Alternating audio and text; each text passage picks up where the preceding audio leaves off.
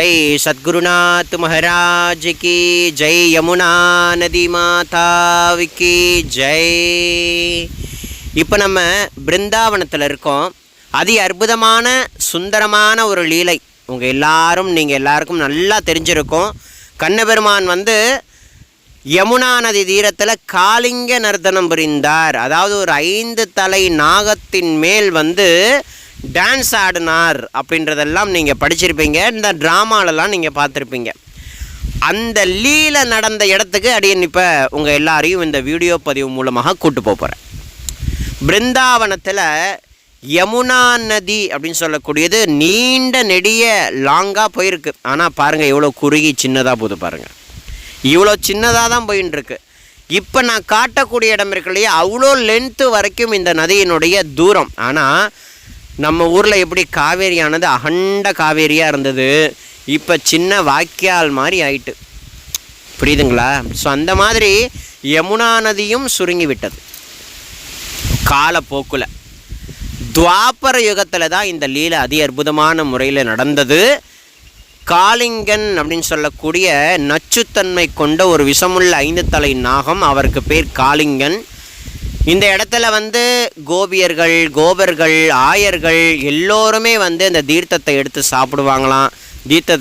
தீர்த்தத்தில் தான் மாடுகளை எல்லாம் குளிப்பாட்டுவார்களாம். அதற்கு பெரிய தொல்லையாகவே இருந்திருக்கார் காளிங்கன், அந்த 5 தலை நாகம் கொண்டவர். இதெல்லாம் ஒரு படித்துறைங்க. நீங்கள் பார்க்குறீங்களே, இதெல்லாம் ஒரு படித்துறையாக இருந்திருக்கு, ஞாபகார்த்தமாக வச்சுருக்காங்க. புரியுதுங்களா? நான் சில பல லீலைகள் எல்லாம் இடங்களெல்லாம் பார்த்துட்டு இப்போ இந்த காளிங்க நர்த்தனம் எங்கே நடந்ததோ இப்போ அந்த இடத்த நோக்கி அடியேன் பயணப்பட்டுக்கிட்டு இருக்கேன். நீங்களும் என் கூட பயணப்படுங்க, இந்த இடங்களெல்லாம் தரிசனம் பண்ணுங்க. ஆனால் காதால் இந்த லீலையை கொஞ்சம் காது கொடுத்து எல்லாரும் கேளுங்க. நிறைய மாடுகள், நிறையா ஆயர்கள் எல்லாருமே இந்த யமுனா நதி தீரத்தில் இருக்கக்கூடிய காளிங்கனுடைய விஷத்தன்மையினால் இறந்து போயிட்டாங்க.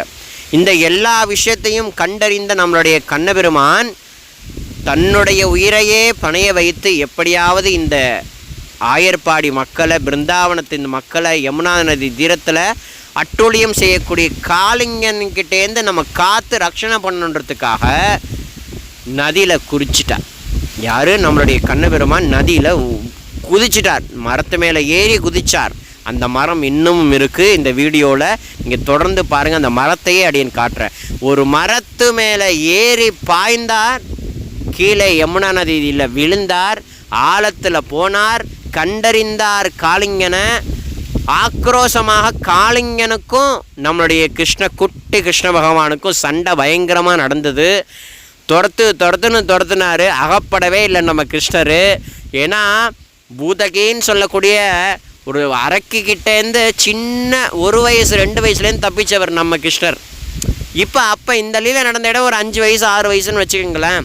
அப்போ நம்மளுடைய கிருஷ்ணர் இன்னும் எவ்வளோ சுறுசுறுப்பாக, இன்னும் எவ்வளோ ஜோராக விளையாண்டுருப்பார் அரக்கர்கள் கூட. அப்படின்னா இப்போ இந்த காளிங்கன் கூட விளையாடாமல் இருந்திருப்பாரா? கொஞ்சம் விளையாட்டு காட்டுவோமேன்றதுக்காக விளையாண்டுருக்கார். தண்ணிக்குள்ளேயே மூச்சு இறக்கி ஒன்றுமே பண்ண முடியாத நிலையாயிட்டான். யார் துவண்டு போயிட்டாராம் காளிங்கன். உடனே அவருடைய பத்தினிகள் அதுங்கேயே கிருஷ்ணர்கிட்ட வேண்டிக்கிட்டாங்களாம், தயவு பண்ணி மன்னிச்சிருப்பா, நீ யாரோ எவரோ, ஆனால் என்னுடைய கணவனை இப்படி படாதபடுத்துறியே, நீ நிச்சயமாக சாதாரண புள்ளியாண்டானா இருக்க மாட்ட, நீ சாட்சாத் அந்த நாராயணனே இந்த ரூபத்தில் அனுகிரகம் பண்ண வந்திருக்கியோ அப்படின்ற மாதிரி பாவித்த உடனே கண்ணனுடைய மனசு அப்படியே இறங்கிட்டான். மனசு இறங்கின உடனே கருணை கொட்டிட்டான். என்ன கருணை கொட்டிட்டார் அப்படின்னா, காளிங்கனுடைய ஆணவத்தை, அகங்காரத்தை தூள் பொடி ஆக்கிறதுக்காக அந்த 5 தலை நாகம் கொண்ட அந்த அவருடைய தலை மேலே ஏறி நடனம் புரிந்தாராம். எங்கே ஏறி? 5 தலை நாகத்தின் மேல் ஏறி காளிங்க நர்த்தனம். காளிங்கன்னு சொல்லக்கூடியவர் 5 தலை நாகம் கொண்டவர். அவர் மேலே ஏறி அவ்வளவு அழகாக டான்ஸ் ஆடினாராம். நமக்கெல்லாம் நடராஜர் நல்லா டான்ஸ் ஆடுவார்னு தான் கேள்விப்பட்டிருக்கோம். நம்ம கிருஷ்ணனும் டான்ஸ் ஆடியிருக்கார் காளிங்க நர்த்தனமாக. அந்த லீலை நடந்த இடத்துக்கு தான் அடியேன் உங்களை கூட்டு போயின்னு இருக்கேன். கொஞ்சம் தூரம் தள்ளி தான் இருக்குது. ஸோ அந்த இடம் வரப்போகிறது கூடிய சீக்கிரம். ஸோ அந்த இடத்த வந்து உங்களுக்கு அதி அற்புதமான முறையில் வந்து காட்டுறேன். வந்தாச்சு அந்த இடம், அதி அற்புதமான முறையில் உங்களுக்கு தரிசனம் பண்ணி வைக்கிறேன்.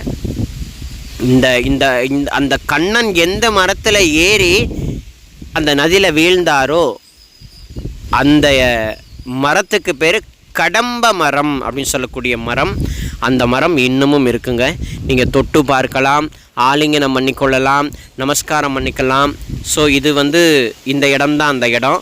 ஸோ இங்கே வந்து காளிங்கநர்த்தனம் செய்ததுக்கான ஒரு அடையாளமாக நிறைய சன்னிதானங்கள்லாம் உருவாக்கப்பட்டிருக்கு. இப்போ நீங்கள் பார்க்குறீங்க, இது ஒரு தெருவாக இருக்குது, ரோடாக இருக்குது. அந்த காலத்தில் துவாபர யுகத்தில் இதெல்லாம் ரோடு இல்லை, இது ஒரு யமுனா நதி தீரம்.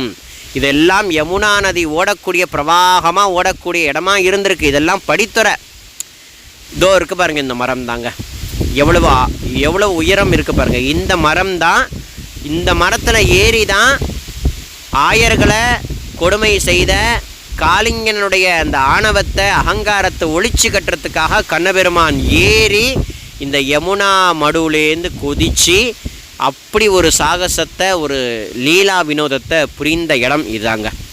இங்கே வந்து அந்த ஹரே ராம ஹரே கிருஷ்ணா இஸ்கான் ஆலயத்திலேருந்துலாம் வந்து ஹரே ராம ஹரே கிருஷ்ணான்னு சொல்லக்கூடிய நாமங்கள் எல்லாம் பாடினார்கள். அப்படி என் காது கொடுத்து கேட்ட இந்த மரம்தான் கண்ணனுடைய அந்த திருவடி ஸ்பரிசம் பட்ட அதி அற்புதமான இடங்கள். இது இதெல்லாம் வந்து பார்க்கறதுக்கே வந்து பரம பாக்கியம். உங்களுக்கெல்லாம் அந்த பரம பாக்கியத்தை குருநாதர் இந்த ஒரு வீடியோ மூலமாக கொடுத்துருக்கார். ஸோ அவசியம் நீங்கள் தரிசனம் பண்ணிக்கிங்க. தரிசனம் பண்ணக்கூடிய ஒவ்வொரு க்ஷணமும் உள்ளுக்குள்ள ராதே கிருஷ்ணா ராதே கிருஷ்ணா ராதே கிருஷ்ணா ராதே கிருஷ்ணா ராதே கிருஷ்ணா ராதே கிருஷ்ணான்னு சொல்லிக்கொண்டே இருங்க. காளிங்கன நர்த்தனம் புரிந்த இடம் இந்த இடம். இந்த மரத்தில் ஏறிதான் யமுனா நதியில் கீழே குதித்து காளிங்க நர்த்தனம் புரிந்து காளிங்கன் மேலே நடனம் புரிந்த இடமும் இதுதான். கடைசியாக காளிங்கனை இந்த இடத்துல இருக்காதப்பா, நீ சமுத்திரத்துக்கு போன்னு சொல்லிட்டார். பயந்துட்டார் காளிங்கன்.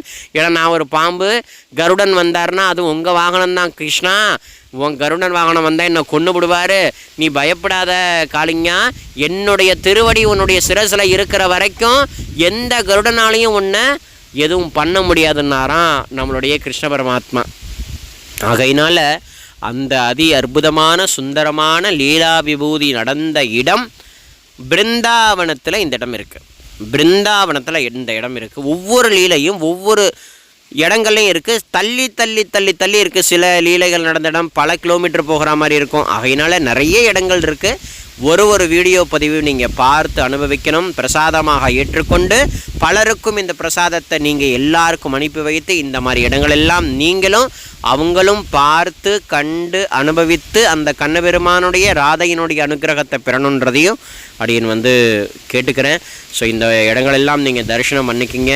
ஸோ அடுத்தடுத்து வரக்கூடிய லீலை எல்லாமே நீங்கள் நிறைய கதையில் படிச்சிருப்பீங்க. அந்த இடங்கள் எல்லாமே கூடிய விரைவில் வந்து ஒரு இடமா நம்ம வந்து அனுபவிக்க போகிறோம். இந்த இடங்களெல்லாம் வந்து இன்றைக்கி அடியேன் பார்க்குறேன் உங்களுக்கு எடுத்து காட்டியிருக்கேன் அப்படின்னா அதுக்கு காரணம் நம்மளுடைய சைத்தன்ய மகாபிரபு. ஏன்னா அவர் தான் இந்த இடங்களெல்லாம் காண்பித்து கொடுத்தார். புரியுதுங்களா? ஸோ அது மட்டும் இல்லை, எனக்கு இந்த இடங்களெல்லாம் காண்பித்து கொடுத்தவர் கோபால வல்லிதாசர்னு சொல்லிக்கிறேன். அவருடைய திருவடியையும் இந்த தருணத்தில் நமஸ்காரம் பண்ணிக்கிறேன்.